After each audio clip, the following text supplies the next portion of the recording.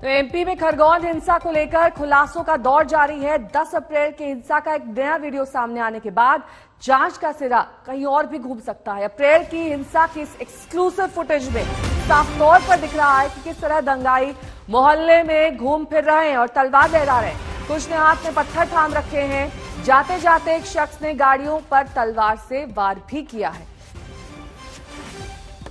रामनवमी के दिन ये हिंसा खरगोन में हुई थी। घायल शिवम की हालत गंभीर बताई जा रही है। उपद्रवियों ने जमकर यहां पर आगजनी की, जिसमें कई घर जल गए थे। तस्वीरें आपके सामने हैं किस तरह से लगातार अब पूरे मामले की जांच के लिए 2 सदस्यीय ट्राइब्यूनल का गठन किया है, जो इस पूरे मामले की जांच करेगी। तो खरगोन में हिंसा की गवाही देता ये नया वीडियो, जिसमें हाथ में तलवार लहराते हुए युवक दिखाई दे रहे हैं। लेकिन घटना के बाद किस तरह की पीछे की तस्वीर है, ये आप देखिए। दरअसल इन जले हुए घरों के जरिए किस कदर वहां पर हिंसा भड़की थी, जिसमें आगजनी की गई। कई वाहनों को आग के हवाले कर दिया गया। घर के भीतर आग लगा दी गई, जिसमें कई लोग घायल हुए हैं। ये हिंसक लड़ाई तलवार और कई अन्य दूसरे हथियारों के जरिए की गई।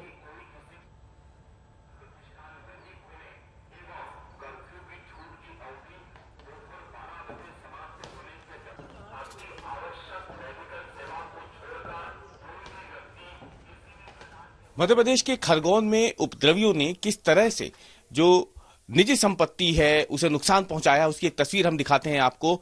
विट्ठल मंदिर पथ इलाके में हम मौजूद है। सराफा बाजार के पास का ये इलाका है और यहां पे हम जिस घर में मौजूद हैं, इसे भी उपद्रवियों ने आग के हवाले कर दिया था।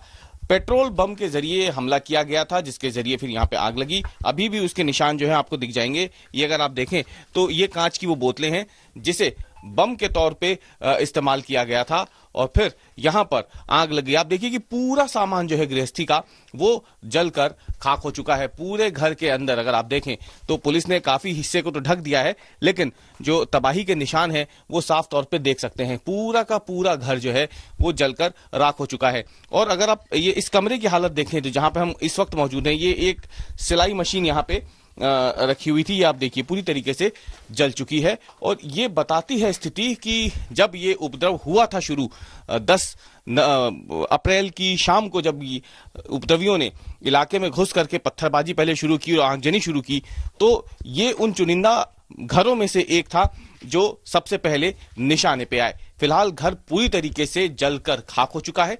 इस घर में रहने वाले जो लोग हैं वो अब अपने रिश्तेदारों के यहाँ जा चुके हैं। लेकिन ये तस्वीरें बताती है आज तक, क्योंकि ग्राउंड रिपोर्ट आपको दिखा रहा है, उस जगह पे पहुंचा है ग्राउंड जीरो पर जहां पर इस उपद्रव की शुरुआत हुई थी सबसे पहले। तो ऐसे में हम आपको बता रहे हैं कि किस तरीके से खरगोन में जो रामनवमी का एक पवित्र दिन था, जब जुलूस निकला, उसके बाद जो हालात हुए उसने किस तरीके से लोगों को अपने ही घरों से बेघर कर दिया है। और ये जले हुए घर अब इंतजार कर रहे हैं उनके वापस आने का। तो ग्राउंड जीरो से आपने रवीश पाल सिंह की ये रिपोर्ट देखी। रवीश जानकारी दे रहे थे किस तरीके से अभी भी तबाही के निशान वहां पर नजर आ रहे हैं। ये जले हुए घर, जला हुआ सामान, कभी किसी का आशियाना हुआ करते थे, आज सिर्फ ये एक मलबे के ढेर में तब्दील हो चुका है। सब कुछ जलकर नष्ट हो चुका है, राख हो चुका है। और सोचिए किस तरीके से हिंसा की गई होगी अंदर, और घरों को आग के हवाले किया गया होगा। जिस लोगों के ये आशियाने थे, ये घर थे, अब वो अपना सब कुछ गंवा चुके हैं। खरगोन में 4 दिनों के कर्फ्यू के बाद अब हालात धीरे धीरे सामान्य होते दिख रहे हैं। कर्फ्यू में 2 घंटे की ढील दी गई है। अगर हम बात करें, गुरुवार सुबह 10 बजे से लेकर 12 बजे तक खरगोन शहर में जो कर्फ्यू लगा हुआ था उसमें छूट दी गई है। और इसमें खास बात यह है कि जो महिलाएं हैं केवल उन्हें ही बाहर निकलने की इजाजत दी गई है। यदि कोई सामान खरीदना हो तो केवल महिलाएं जो हैं वही दुकान जा सकेंगी, या अगर कोई फल या सब्जी खरीदनी हो, जरूरी सामान जो उन्हें खरीदना हो, उन्हें लेने की इजाजत सिर्फ महिलाओं को दी गई है। यानी पुरुष जो हैं वो घर से बाहर नहीं निकल सकते। अभी भी हालात भले ही धीरे धीरे अब सामान्य हो रहे हों, लेकिन प्रशासन किसी भी तरीके का कोई जोखिम लेने के मूड में फिलहाल दिख नहीं रहा है। और इसीलिए कर्फ्यू में भले ही ढील दी गई हो, लेकिन ये ढील सिर्फ शहर की जो महिलाएं हैं उनके लिए है। अगर आप देखें तो किराने की दुकान पे ये ढील मिलते ही, छूट मिलते ही जो महिलाएं हैं वो पहुंच रही हैं और जो जरूरी सामान है वो जमा कर रही हैं, क्योंकि उन्हें भी नहीं मालूम कि अगर ये ढील खत्म होती है, ये छूट खत्म होती है 2 घंटे की, तो अगली बार कब वो घर से बाहर निकल के जरूरी सामान खरीद सकेंगे।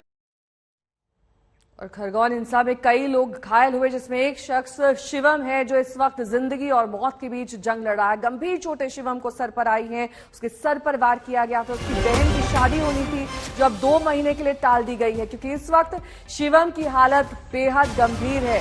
उसका उपचार चल रहा है, चिकित्सा चल रही है, लेकिन इस बीच सिर पर गंभीर चोट लगने से काफी ज्यादा क्रिटिकल बताया जा रहा है। 3 दिन से वेंटिलेटर पर है शिवम और जिंदगी और मौत के बीच झूल रहा है। कि खरगोन में जो हिंसा हुई, जो उपद्रव हुआ, उसमें सबसे गंभीर स्थिति में अगर इस वक्त कोई है तो वो है 16 साल का लड़का शिवम, जो इंदौर में फिलहाल जिंदगी और मौत से जूझ रहा है।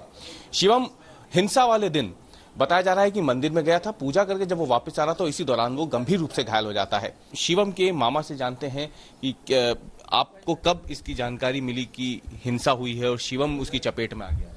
जब हम लोग मंदिर से यहाँ आरती करके घर आए थे, तब मेरा बालक यहाँ पर मोटरसाइकिल अंदर कर रहा था, तो वहाँ से एकदम फ़ोन आया जहाँ ये वारदात हुई वहीं से कि भाई आपके बुआ के लड़के को इंजर्ड हो गया है और हम लोग हॉस्पिटल लेके जा रहे हैं। तो मेरा बड़ा बेटा नीलेश जोशी तथा छोटा बेटा मंथन जोशी दोनों लोग मोटरसाइकिल से सीधे हॉस्पिटल पहुंचे। वहाँ उसका इलाज वैसे ही जैसे पहुंचे वहाँ उसका इलाज के लिए चालू हो गए थे। अब से स्थिति में कुछ सुधार हुआ है शिवम की? अभी सुधार तो अच्छा हुआ है उसकी स्थिति में। जिस दिन यहाँ एक बार फिर से रुक करेंगे एमपी के खरगोन हिंसा मामले को लेकर। जिस तरीके से खुलासे लगातार हो रहे हैं, 10 अप्रैल की हिंसा हुई थी और एक नया वीडियो इस हिंसा से जुड़ा सामने आने के बाद जांच का दायरा और ज्यादा बढ़ गया है, क्योंकि अप्रैल की हिंसा की इस एक्सक्लूसिव फुटेज में यह साफ तौर पर दिख रहा है कि किस तरह दंगाई मोहल्ले में घूमते रहे, तलवार लहराते रहे, कुछ ने हाथों में पत्थर ले रखे थे और जाते जाते एक शख्स ने गाड़ियों पर तलवार से वार भी किया।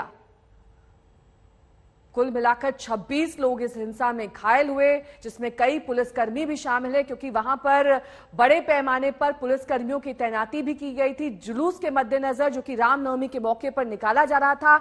लेकिन ये एक सोची समझी साजिश के तहत किया गया या फिर नहीं, इस बात की जांच अब 2 सदस्यीय ट्राइब्यूनल करेगा, जिसका गठन एमपी सरकार ने कर दिया है। हिंसा की तबाही की तस्वीरें भी सामने आई हैं, जिसमें झुलसे हुए घर और दुकानें दिखाई दे रही हैं।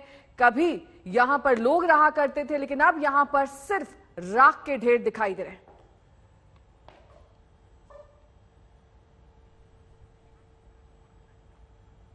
इस पूरे घटना में शिवम एक 16 साल का युवक घायल हुआ है। उसके सर में गंभीर चोटें आई हैं। 3 दिन से वो वेंटिलेटर पर है। उसके परिवार वालों को उसकी चिंता है और देखिए उसकी तस्वीरें भी आ गई हैं, किस तरीके से जिंदगी और मौत के बीच शिवम अब भी झूल रहा है। दरअसल वो मंदिर गया था, मंदिर से वापस लौटने पर, जैसा कि उसके घर वाले बता रहे हैं, उस पर अचानक हमला किया गया और इस हमले में शिवम की ये हालत हो गई है।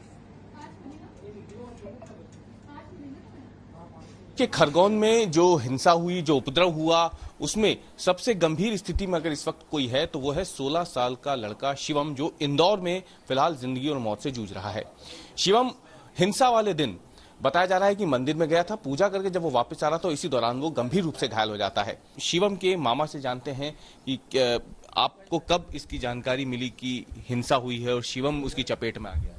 जब हम लोग मंदिर से यहाँ आरती करके घर आए थे, तब मेरा बालक यहाँ पर मोटरसाइकिल अंदर कर रहा था, तो वहाँ से एकदम फ़ोन आया जहाँ ये वारदात हुई वहीं से कि भाई आपके बुआ के लड़के को इंजर्ड हो गया है और हम लोग हॉस्पिटल लेके जा रहे हैं। तो मेरा बड़ा बेटा नीलेश जोशी तथा छोटा बेटा मंथन जोशी दोनों लोग मोटरसाइकिल से सीधे हॉस्पिटल पहुंचे। वहाँ उसका इलाज वैसे ही जैसे पहुंचे वहाँ उसका इलाज के लिए चालू हो गए थे। अब से स्थिति में कुछ सुधार हुआ है शिवम की?